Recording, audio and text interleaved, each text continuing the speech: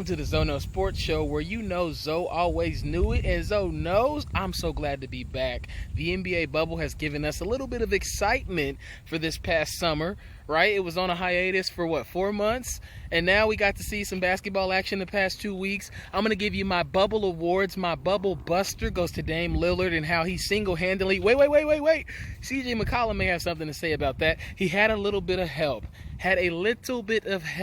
CJ McCollum poured in some buckets. Yusuf Nurkic, I wasn't sure that he looked like the same guy, but they helped throw Dame Lillard out. But the man was hot. The man dropped 60, 50 points. Dame Lillard, you go, boy. I wonder how the Lakers will do against the man. Also, my bubble baller. I got to give that award to my man, T.J. Warren, for the Indiana Pacers. T.J. Warren showed us why it's all about the game, not just the name. Jimmy Butler, I don't know if you guys remember, back in January, I want to say, they had a little scuffle, went back and forth. It was T.J. Warren who got ejected from that game. Jimmy Butler stayed in the game.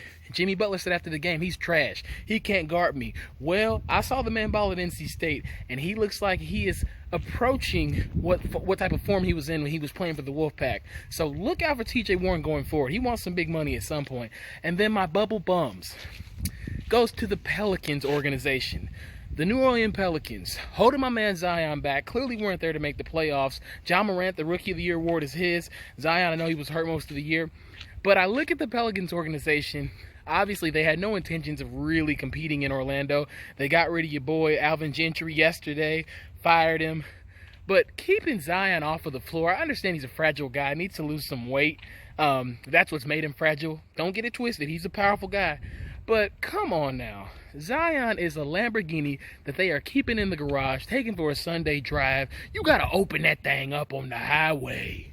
Now let me tell you about my NBA bubble playoff predictions. This postseason will obviously be a little bit different because the home court advantage, it won't matter. Teams have to play away. It doesn't matter because it's all virtual, right? They're all playing in an empty gym until the second or third round. But these playoffs will be slightly different because guys who normally don't ball as well in front of the crowd, they don't have that pressure that's on their shoulders that's heavy. Now, granted, there will be pressure because it is the postseason.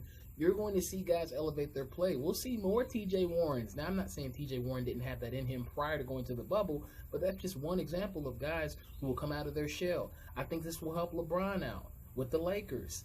I think it'll help him because I feel like in certain moments, there have been times where he shied away from that moment, but who's to make a moment when there's nobody yelling at you and screaming? My playoff predictions would have to be, I like the Milwaukee Bucks coming out of the East. I think Toronto's a great team. Celtics are a great team, but I look at that Bucks team. Their three-point shooting as well as Giannis. He's hungry. We all saw the headbutt. We all saw the headbutt the other night that caused him to get ejected from that game. But I think he's hungry. I see him helping his team get through that Eastern Conference and make it to an NBA Finals where they will face the LA Clippers, right? Some of you guys might have thought I was going to say the Lakers, but I like the Clippers because of their overall defensive prowess. You got Pat Bev, the irritant. You got Kawhi, the claw. And then you have your man PG-13, almost rated R, because he can get it real nasty. So I really wonder how that'll go for them. I don't like the Lakers because they're shooting 28.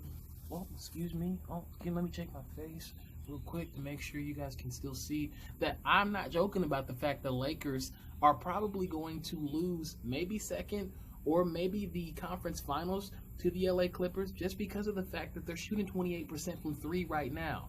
It's not looking great for them. I don't like the fact that their secondary and their tertiary pieces are not doing the job. They're not getting it done. Can Kuz be consistent? Alex Caruso, when he comes off the bench, I watched him play a few games last week, looked a little shaky. So I think they'll have issues just because of the simple fact they don't have enough shooters who are knocking down shots at this particular time. And Rajon Rondo's still out. When he'll be back, I don't know. But as far as my my NBA Finals, give me the Bucks versus the Clippers all day. And then last but not least, and I'm going to hit the road, football season. What's going to happen with college football? I commend Justin Fields for reaching out, putting out a petition and saying, hey, the Big Ten wants to play because we all know the Big Ten just canceled their season. So did the Pac-12. ACC, SEC, Big 12, they're going to go ahead and proceed with college football.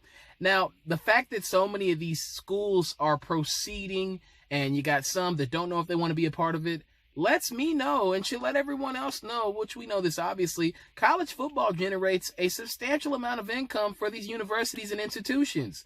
So the underlying question around all of this, surrounding whether or not the season will be played due to COVID, when y'all gonna pay these boys?